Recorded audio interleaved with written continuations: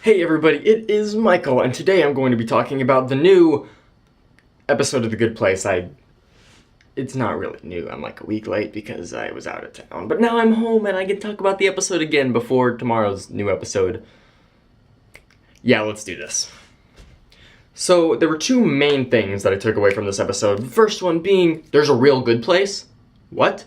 And they're going to try to get there? And Michael's joining them? What?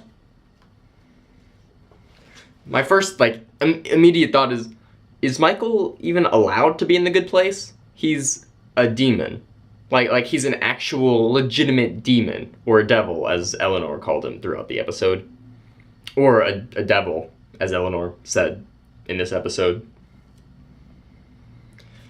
Now, there is a theory going around that this is all just a ploy by Michael to kind of, show how flawed the point system is. Like, hey, these people can learn even after they're dead. Like, these people are actual good people now. Eleanor was a dirtbag, and now she's, a genuine good person. So if she can become a good person, then why can't we just teach people after they're dead, hey, you can be a good person. You're gonna be tortured while you're a bad person, but if you're good enough, if you learn enough, then you can, graduate and get into the good place and not be tortured indefinitely.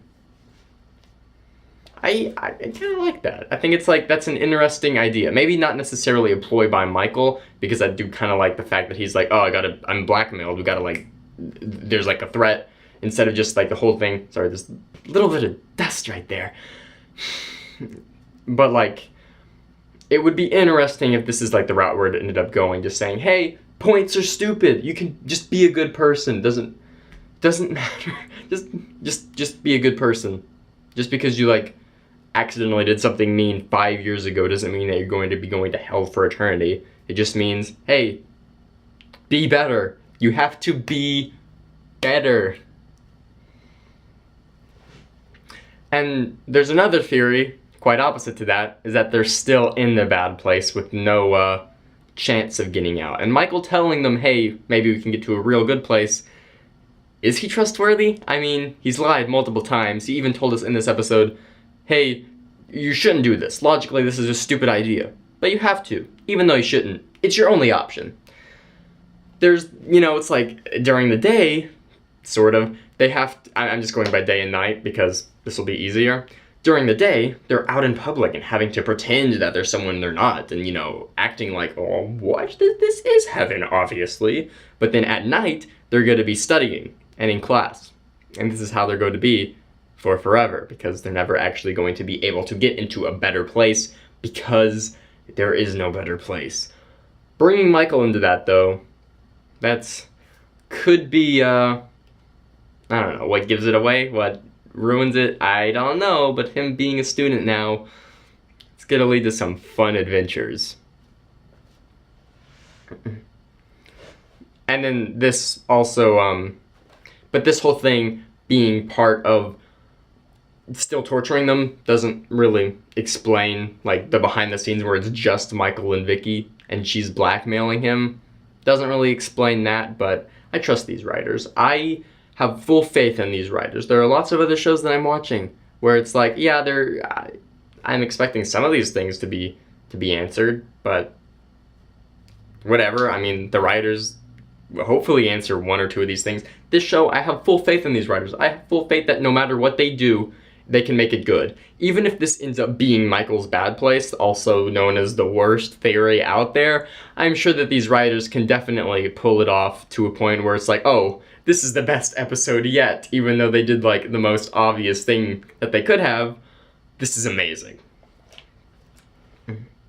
Now, the other thing that I was talking about is Tahani's death. As soon as Michael said, I haven't showed you your death, I scooted right up to the TV. I was give it to me, Michael. Just tell me. Show me her death. I need to know. Which leads to another interesting theory, is that all their deaths are fake. And they actually are good people. For example, Michael faked how they died, and instead of Eleanor just being a jerk to someone and in the middle of carts and stuff, is that she was trying to push someone out of the way, save them. Tahani pushed someone out of the way of the statue, save them. Chidi pushed someone out of the way of the air conditioner, save them. Jason, I'm sure that there's some way that you could turn that into a good thing, but I think that that would be awful, because it's like, I want there to be something in this show where it's like, this actually happened. If every single thing in this show was like, it didn't actually happen, it's like, I don't know if I would like that. But her death is sad. I mean, like, obviously it was like, oh, this is so petty and stupid, LOL, she died from this, haha. But then it's like, oh, she just wanted recognition for being her own person. She doesn't just want to be like, oh, you know Camilla, you know her, right? Like, what's she like? What's she like in the flesh? Isn't she so cool and amazing and wonderful? Also, by the way, who even are you? What's your name? Camilla's person that she knows? You don't even have a name. It's just like, oh, honey, I just want to give you a hug right now. I just want you to be happy. I just want all these characters to be happy. I just want everyone to be in actual heaven and never have any problems. But this flashback kind of like sparked an idea in my brain, which ended up going nowhere, is that each of the characters represents one of the 7 deadly sins. Like, Tahani represents envy, Jason represents sloth, and those are like the only 2 that I like got. And then I have 2 of them for Michael and Eleanor. Like, Michael represents pride, maybe, because it's like, oh, my idea for the good place is so different and new and better than the other ones. Look at me go. Or the bad place, good place. The good place, bad place.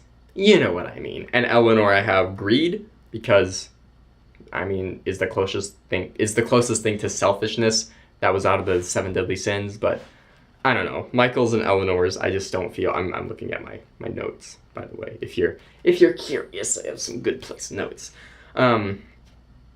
Yeah. So that idea ended up going nowhere. But maybe throughout the series they'll like show more things that they would show more character actions that would imply that they are each one of the 7 deadly sins.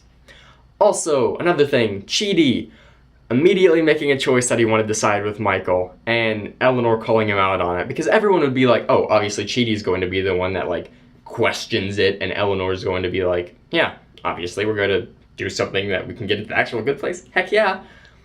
But Eleanor calling Chidi out on it, that's what we call good writing, because that's what everybody would be thinking of. You know, it's like, oh, wouldn't Chidi be? Oh, he went to hell for, so, okay, yeah, understandable.